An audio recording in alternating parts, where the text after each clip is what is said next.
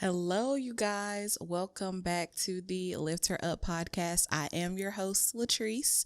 Thank you guys so much for tuning in with me on today. I just got to give a quick shout out to all of my newest listeners and subscribers to the channel. I feel so blessed that you guys have decided to take this journey with me. I do not take it lightly. I know behind every single listener and subscriber is a person with a face and a body and a soul, and I don't take it lightly. I love you all. Thank you for listening. Thank you for choosing to spend some time with me. I'm very grateful, and it is always my prayer that you guys leave feeling uplifted, inspired, and encouraged. So thank you again for subscribing if it is your first time listening. Thank you, thank you, thank you. And I love being on this platform and this podcast because it connects me to more people like you. I love learning more about you all, and I love for you guys to learn more about me and just who I am as a person and share some of my personal stories, things that I've just been dealing with and just life overall, and give different revelations that the Lord has given me. So I've really been enjoying this journey thus far, right? So, for those of you who do not know, I have been in the process of writing my first book. Kudos to me. Hey, hey, hey. Yay, yay, yay. Publishing this first book, and it's been a process. I've been writing it for a little while, a long while, actually, over a year. I was procrastinating a little bit, but we can talk about that on a different episode, okay? But I was procrastinating on it a bit, but it is finally done with the written part, and it's been through editing a couple times. So now I'm working on the cover and the formatting, or which I like to call like the packaging, really it's like the gift wrapping, because packaging matters, okay? That is a very important thing. But the process has taught me so much about really myself and about what it takes to turn our dreams into reality, and the different hurdles that we have to face in order for our dreams to actually manifest and for them to come to fruition. So I really wanted this episode to be about different hurdles that we may face when we have to tackle our dreams, and share a personal story related back to me and in the process of writing this book, because we are bound to experience some sort of hurdles as we try to conquer and chase our dreams, right? So just to tell you a little background, my book, it's not something that's very long, I should say, but it's heavy. It's heavy in a different way. In content, it's heavy, but in length, it's shorter than the average like novel. But I was looking for an editor, and I thought I didn't know any, but by the grace of God, I still kept some contacts from this writing group that I had been in. So I reached out to her because I knew that she had a editorial business. So I'm like, okay, hey sis, like I really want to get this book published and edited, and I want you to be the editor, because at this point you're the only person that I know, in this process and whatnot. And I've never done any of this before. So all of it is very much new to me. And of course, she helped me out, and we had a couple meetings, and the book is done with editing now. So it all turned out great. But in our initial conversation, when I was telling her about my book and explaining the content, what it's about, the context, I also told her how many chapters I have and how long the book is in like Word doc form, right? And she pretty much told me, not pretty much, she did. She was like, oh, well, that's not long enough, like maybe that could be in an ebook, or just like, like a PDF or something, but that's not long enough. So I'm telling this story far removed from it than the average person. But I got to pause there. I do feel comfortable sharing this story though, because like I said, my book has been edited and I love my editor, like she is a sister in Christ, like I love her, all the things and whatnot. This is not a shaming story, but this is only to help us to examine and to learn and to benefit from this type of experience, because you just never know what somebody else is dealing with on the side of your critique, So, like I said, I feel comfortable. I just had to say that. Not a shaming. It's just a example, a way for us to take what we learned, what we've experienced, so we can improve later on. But in that conversation, I shut that down immediately after she commented that to me, because I'm like, oh, no, girl, like, this is how long the book is, like, this is what the Lord gave me. I'm like, it's going to be a book, like, cover which way, I'm going to put it out. It's going to be a book. It's going to be a book. Full length. That's what I have. Like, it doesn't matter if it's ebook, paperback. I would make it a hardback book. Like, whatever the vision is I have for it, that's the book. Okay. So, like I said, I shut it down in the moment, but it did make me think about Latrice a few years ago, who probably wouldn't have been as confident in her dream and her desires that God had placed in her heart to actually speak out about that. Before, years ago, I probably would have retreated a bit and been like, man, like, what I have produced is not good enough, for releasing, for publishing. I would have weighted her comment, her statement so heavily that it would have like shut me down completely with my dream. It would just like shut me in to where I wouldn't have produced what I knew God had told me to produce, right? So this brings me back to the whole dream situation. There are many of us who have been shut down by people because we haven't been the proper stewards over our dreams, or we get intimidated by others when they tell us we have to tweak things and to change things, when it's really not the case.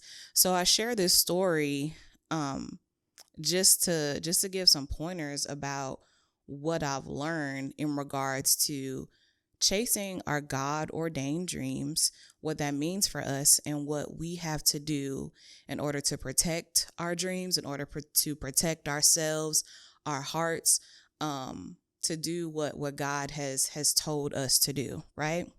So the first thing I want to say is, in terms of dreams and when we share them with people, we have to be careful who we share it with and how we share it with them. We have to remain truthful in what God has told us to do.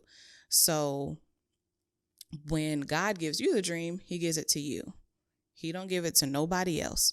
So other people can hear about your dream, they can learn about it and all the things, but only you, who has been given to, can actually have the vision for it, and if you wanted to give it to somebody else, then he would have, but he gave it to you. So it's up to us to steward it properly.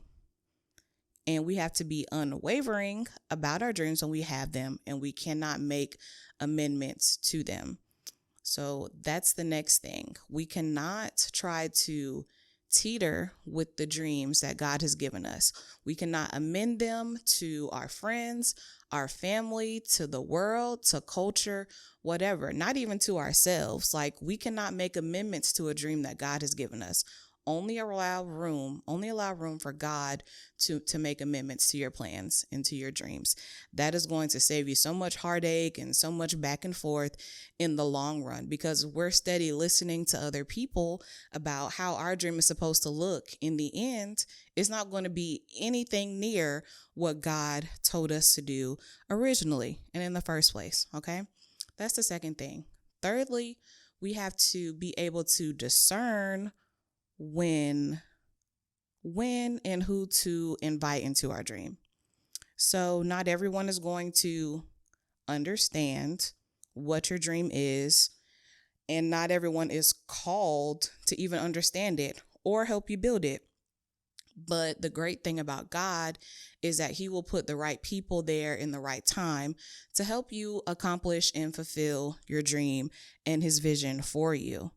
But at the same time, you have to be discerning, because the enemy will also send people that try to distract you and that try to, like we said before, like tinker with your dream to destroy it, or to alter it in a way that's unrecognizable to the plan of God. All right. And in my case, it wasn't that my editor was being used by the enemy. I'm not going to say that. But in some instances,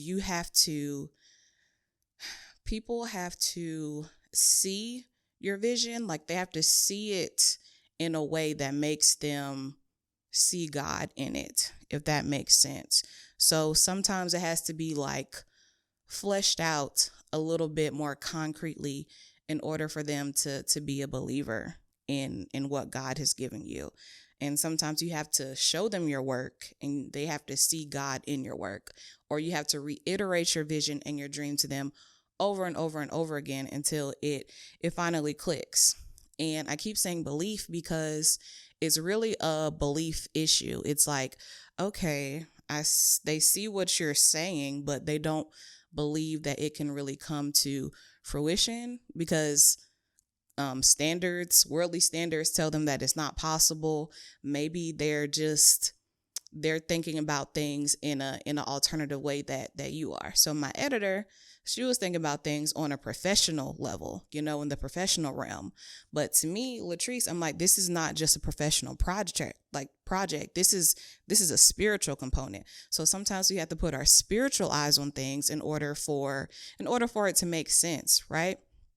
So I was reading the book of John, and the same way in John, I think it's John 9, where Jesus healed the blind man. He healed the blind man so that God's power could be displayed through the works, through the miracle, right? He did that so that people around could see the displayed power of God. And that's the same way when we have these dreams and visions. It's a belief thing. When we put it to work and when people see it and they can actually like imagine it, then that changes the belief system of those who are around us and have to aid in the functioning and the reality of our dreams.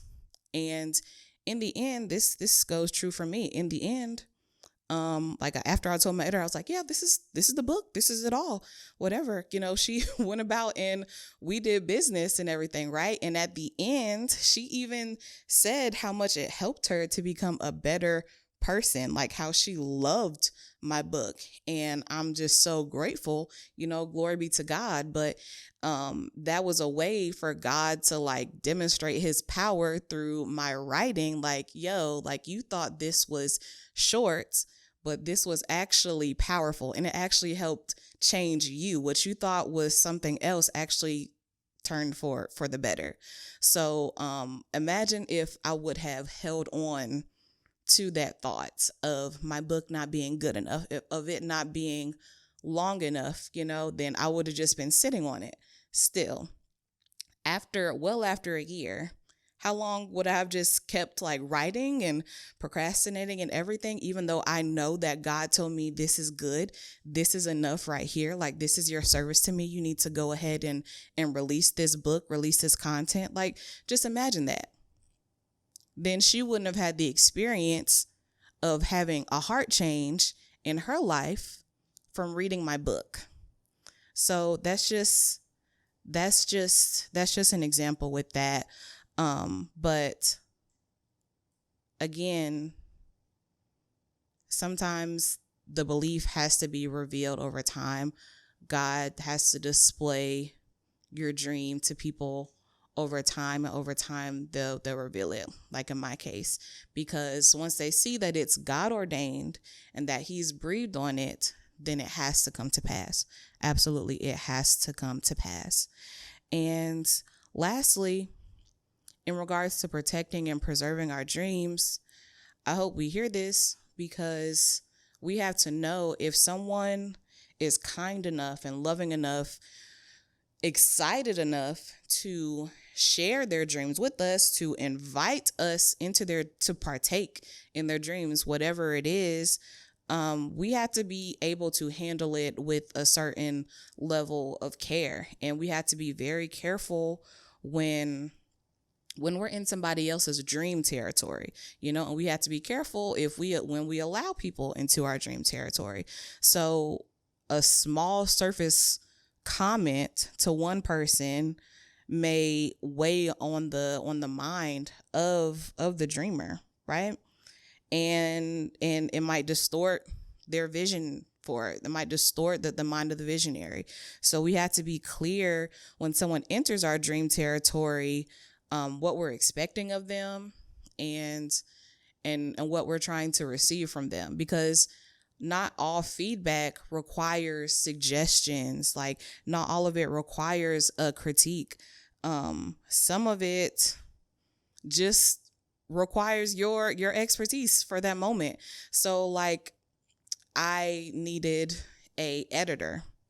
I did not ask for comments about the length of my book. So we should be talking syntax and grammatical errors, and what am I supposed to italicize and bold, and what is this section supposed to say really?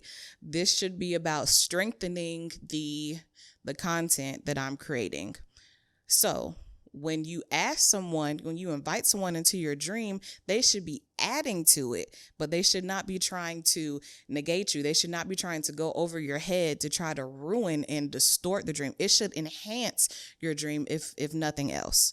Okay. And we have to respectfully learn just how to stay in our lanes, because you just never know where a person is. And some people are more sensitive than others, and some people spiritually, it's just a lot of things going on mentally, emotionally, like life.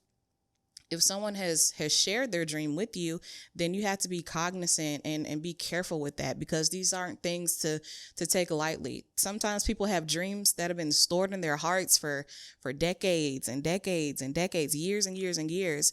And just one comment can crumble it all. A God-ordained dream could die in a person just because we're not handling it with care. But we also, as visionaries, have to learn how to preserve our dream and how to protect it and protect our heart along with it, right? And I don't want any of you to change your dream to try to fit the narrative of your mom, your brother, your family, your dad, your pastor, like your friends, the world. Don't try to change the narrative for anyone else but God, okay? Leave the amendments to the Lord, period. And as creative people, we're known to be kind of sensitive about our artwork, about our work. And sometimes it's to our detriment, but it's rightfully so, because we spend so much time and effort, sweat, tears into creating and producing what we do. And the amount of battles that we have to face trying to get our ideas from our heads to really understanding it in our hearts, then conveying that to our hands, and then putting it to work in the earth, like in the land, like producing it. So from like conception into birth, like people would not understand the process that it is for many of us. So just keep that in mind. Do not amend your dream just because other people don't understand it. If God gave it to you, then it's golden and it's sure. And you need to believe in Him and believe in yourself, because He gave you the dream. He believed in you enough to give it to you, and He will give you everything that you need in order to fulfill it. Okay. So remember to preserve your heart and to protect your dream at all costs. All right. That's all I wanted to share with you guys today. Thank you again for tuning in to the Lift Her Up podcast. Y'all make sure y'all listen, that you subscribe, that you share with a friend, and please leave a review, okay? And until next time, y'all stay encouraged.